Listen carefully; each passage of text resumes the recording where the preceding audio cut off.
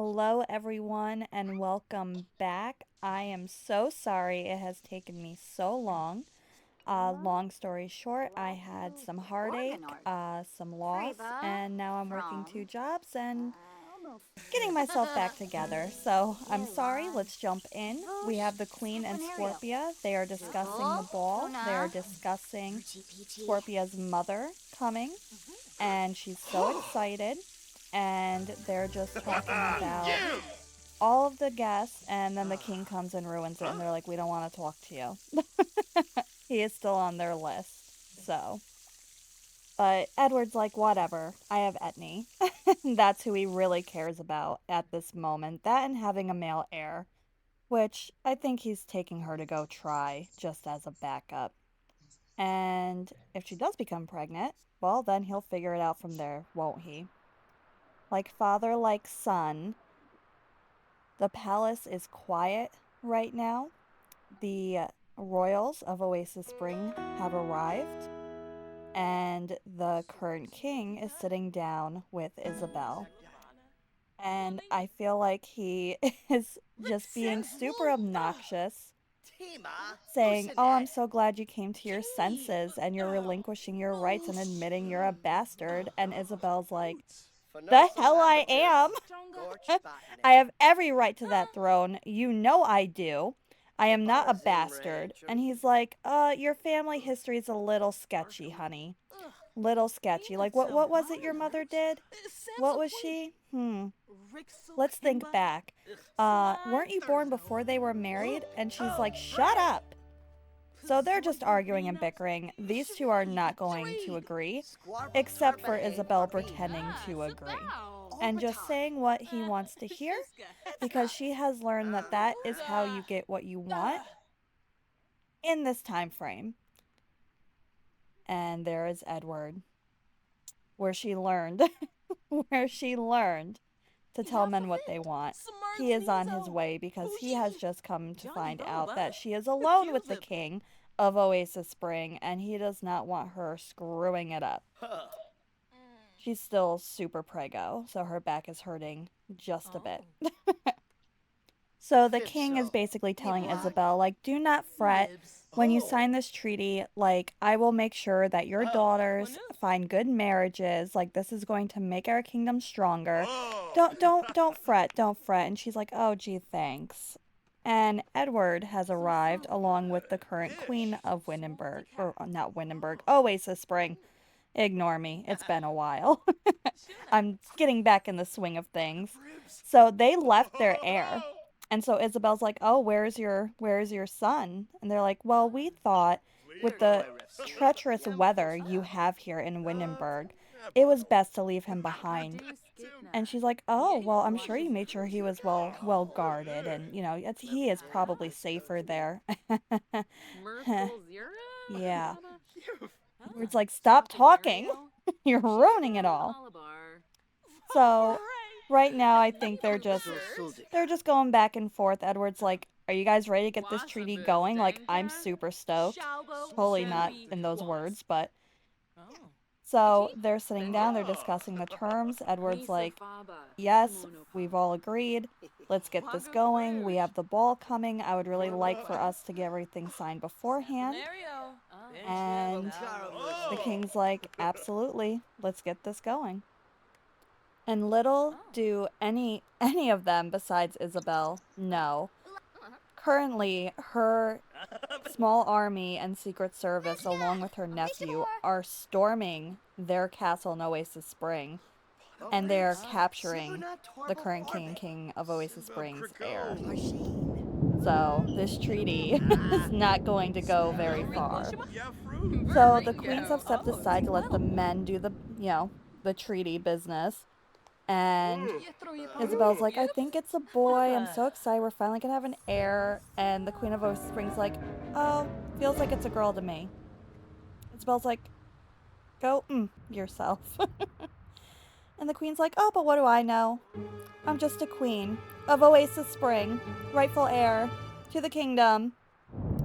She just wanted to make it be known. So now Scorpia is in the ballroom. They are preparing. I did try to do like a whole coronation thing, but I had a lot of glitching happen. So this is not as fantastic as I had wanted it to be, which is also part of the reason why like I didn't post right away because I was super frustrated. But it's fine. Everything's fine. So in walks Etney, and then over there we have, oh my gosh, I cannot remember his name. Edward's bastard brother has showed up. So he's over there with Scorpia. Uh, Isabel's like, you are risking so much having that boy here. He's aged up, obviously. And there's the king rubbing it in the queen's face. Isabel's like, I'm not gonna stay and watch this. And Etney is just flaunting away that she has the king's favor. She is walking around like she owns the place. And the bastard brother is getting jiggy with it. Oh my gosh, I didn't change her outfit. Oh, don't mind me. I think it's Mirabelle? Oh my gosh. I should have looked up the names before I started recording, but I've gone too far. So everyone is starting to arrive to the ball. Scorpia has made an entrance. You can see her there. Uh our soon to be fallen prince. My favorite. It's fine. It's fine. So anyways, everyone's at the ball. They're having a good time. Here we have Beatrice making her way in. We have Jasper over there and Beatrice's brother, Lionel. They're all like, hey man, what's up? I wonder if Lionel will end up joining their little crusade that they have started. In time we'll see. But Beatrice's brother gets captivated when he looks over and he sees the Marquis's daughter. He is, look over there. He is just blown away by her beauty. He is captivated. Y'all ever hear about like love at first sight? That is what this man is experiencing. Even though I forgot to put her in her correct dress. But it's fine. It's fine. I had a lot of trouble with this whole thing. See, that's the coronation. Beatrice, what are you doing? You cannot take this girl anywhere. Look at this. She's like, I smell treachery in the air. She just runs away.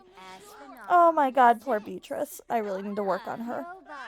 So Scorpia goes up to her mom and she's like, oh my gosh, it's been so long. I've missed you. And Theodora's like, I've missed you so much. You've been away from me. It's like you were ripped from my womb. And, it's kind of interesting how now you're going to be crowned a Princess of Windenburg. And I think that Theodora is also making some snarky comments to Scorpia. Like, she's now technically, Scorpia has like 3 crowns. Oh my gosh, look at them. And no kingdom. Like, that's interesting. Beatrice's brother and the Marquis's daughter, they don't notice anyone else in the room. They do not. They literally like locked eyes and they were like, this is it for me. Like no one else matters. No one else will ever matter again. They are just, oh my god, look at them. He's like, you've gone too far. Come back. I can't live without you. For the man that's supposed to be like so cold-hearted, his heart has melted. The Duchess, Cece, and her son. But anyways, yeah, I think Theodora's kind of being snarky because Scorpia has rights to, I mean, I guess technically not so much, oh my god, Hollow. But she does have rights to Glimmerbrook, and now, Queen, where are you going? Why are you dressed like that? And now Windenburg.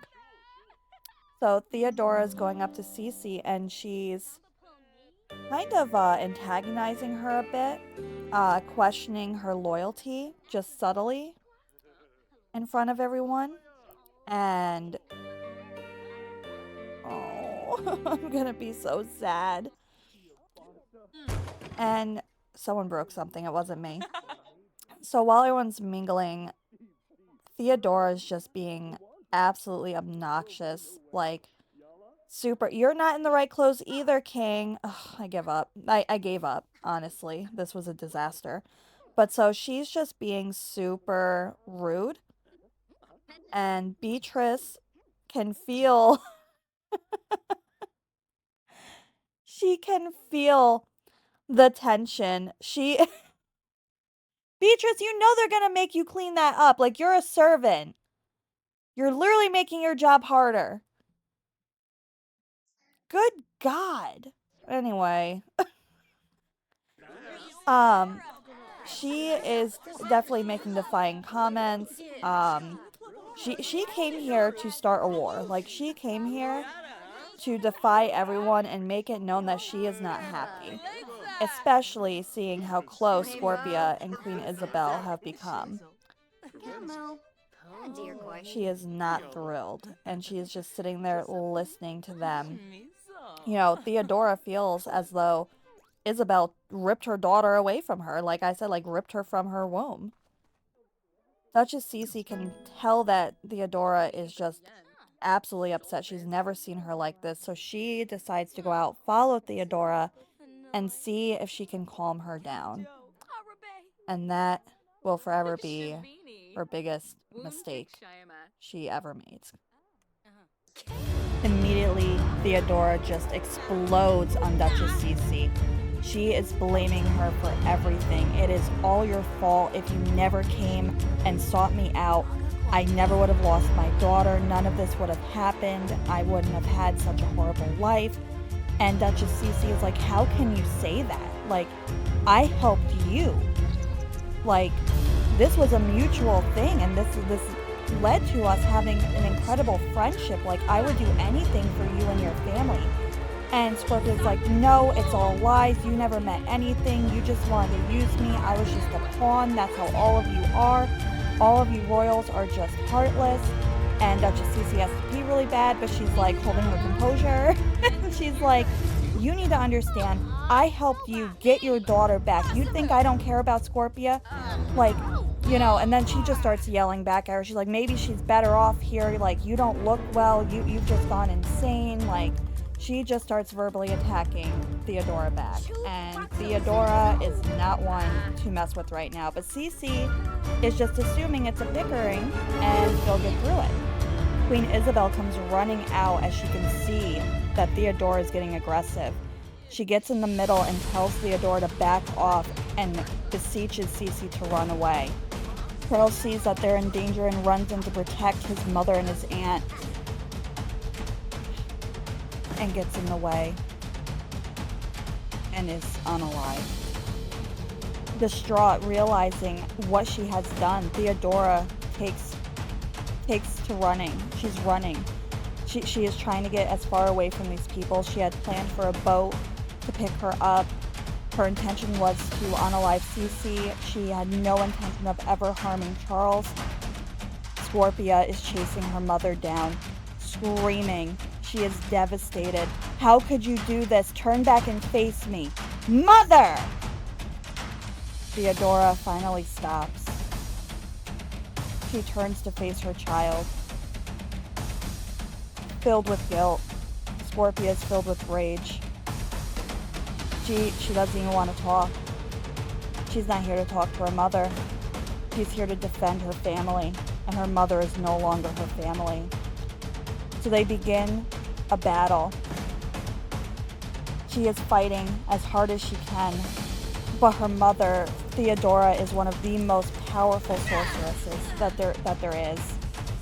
Theodora is trying to not harm her daughter, because Scorpia does have some power to her, but not enough, and she is just wiping the floor with her. Scorpia is enraged. She is losing, but she is not giving up. She is fighting to defend Charles, who I pretty much planned for them to be betrothed eventually, so I'm mad. But Scorpia is giving everything she can. She is trying to disable her mother, but Theodora is too strong.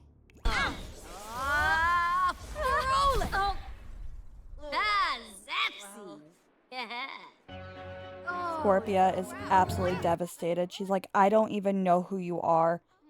You are not my mother. My mother could never do this to these people. I will never speak to you again. And Theodora takes her leave, knowing that her daughter will never view her as her mother again. She thought that Isabel had ripped her from her womb, but she just severed it. She just severed all ties that she had. Scorpia will never forgive her.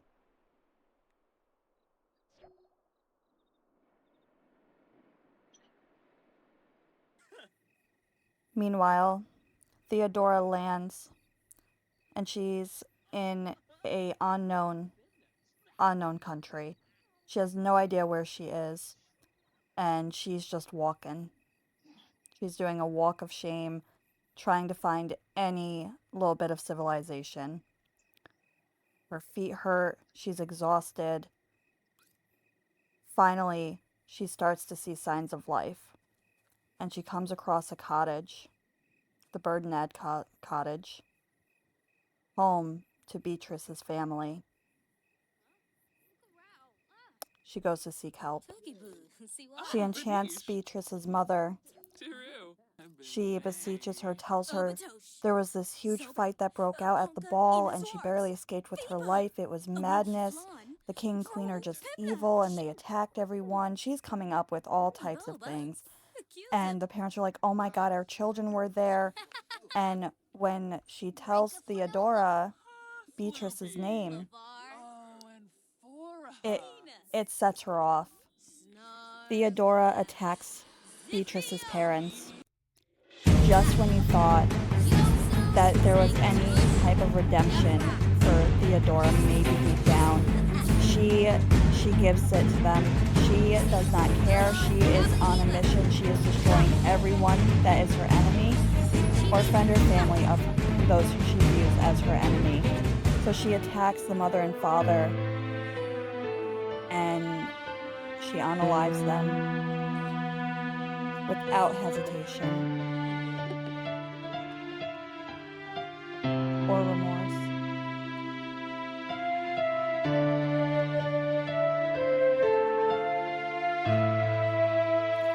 Just then, Beatrice and her brother arrive home to find the bodies. Theodora, go home! She's not supposed to be here. Pretend she's not here. Okay? The murderer of the parents are not here. So, Beatrice and her brother arrive home, and they are absolutely distraught. Their parents have been slain. They have no clue what possibly could have happened to them. Totally not like the murderers right next to Beatrice. Beatrice probably does see her because she's crazy. Or maybe Beatrice isn't crazy. Maybe she's actually psychic. Maybe we could work that in. Any thoughts? Let me know. So they are absolutely devastated. Their parents are gone. They were innocent and everything.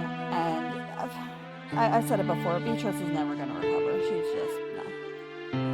But Beatrice's brother, like, that's his parents. He has never been without them. Beatrice has been up at the palace or with Cece, but he's never been without them. He goes outside to look around for clues. He finds Scorpia's necklace. I'm sorry, not Scorpia, Theodora. Jesus, I'm so sorry. He finds Theodora's necklace, and now he knows who did it. And he will have his revenge.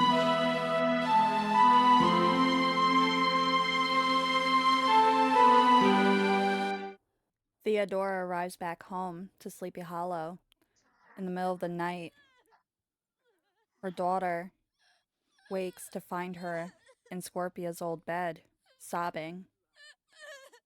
Freya hears her mother sobbing and wakes, goes to check on her. Mom, when did you come back from the ball? I've missed you. Theodora can't stop crying.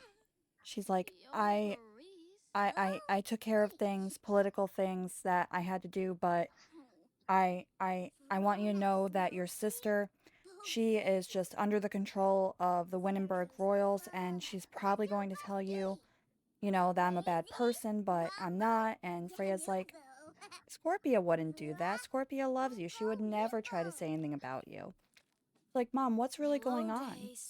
And Theodora's like, I can't discuss it. It's adult things, and one day when we're older, you'll understand. And Freya's like, you know, I wish I could have gone to the ball with you. She had to stay back because she wasn't feeling well. So then Mercius comes in, and he's asking what happened. He heard her crying, you know, saw her come in here in the middle of the night, but he didn't want to bother her. She tells him how she has just basically put them at war. Mercius is furious. It's like, I'm tired of hearing your reasons. You have no reasoning. You're just crazy. And she's like, don't call me crazy. They're crazy. I'm not crazy. And he's like, damn it, woman. He tells her he doesn't want to hear anymore. He has to go prepare because he knows that they're about to go to war. And it's all Theodora's fault. So he has to go seek counsel. This is going to be interesting. See, now I'm excited to go on and play again. So we're going to interrupt this message because something happened during gameplay. The queen had twins. So we need to roll for them. So during the ball, I don't know if you guys noticed when I had the queen run to Cece, I had her facing the other way because her belly was gone because she had twins while everything was happening. So let's go ahead and roll for the baby. First one, I'm not going to say what it is, but first baby. And whoo, we're safe. And Isabel's safe. That'd been bad if it was the other one. Okay, so now we're rolling for the second one. And this one's important. Not that, you know, all lives matter, of course, but this one's important. Okay. Roll for the baby. Oh, thank God. Oh, thank God. Okay. And Mom? Mom? Isabel? I'm so scared. Okay. Everyone's alive. Everyone is good. Okay, so I decided that I wanted to just go ahead and roll again for them for infants because I am impatient and I just want to see them aged up, and I'm not good with babies in real life and and pretend. So, baby one, we're good. We are good. Baby two, good. Okay, because it's infant, not baby. I keep saying baby, but you know. Okay, we're good. We are good. Here is Matilda. I'm so excited. They finally have Isabel's hair. Not that I don't love the red hair, but it's nice to see a little mix going on. Okay, so here is Matilda, our newest princess, and she is lovely. She's got some cool beauty marks on her face. I don't know if it's the dark hair, but she just seems like she's gonna be mischievous. Like, do you get that vibe? I'm getting that vibe. But aren't her curls so precious? Like, that's what she aged up with when I did it. I think she's gonna be a little vixen. I don't know. I think she's got some devious things in her future. We're gonna see. But the most important part, I mean, she's got the king's nose. My God, that nose is like on every child. But I'm so excited because she had twins, but one was the long-awaited heir. We have a boy, ladies and gentlemen. We have a Edward II, Cortland. We have an heir to our throne. Finally. Oh my God. Long-awaited. Long-awaited. God save Prince Edward II. Oh my gosh, you have no idea how many lives you have saved. Mostly Isabel's. To be fair, she probably would have figured it out because I really don't want to end her story. She's just so fun. She's such a fun character, but I'm so sorry again that it took me so long to post this. I will have more episodes up more frequently. Bye! Hope you liked it.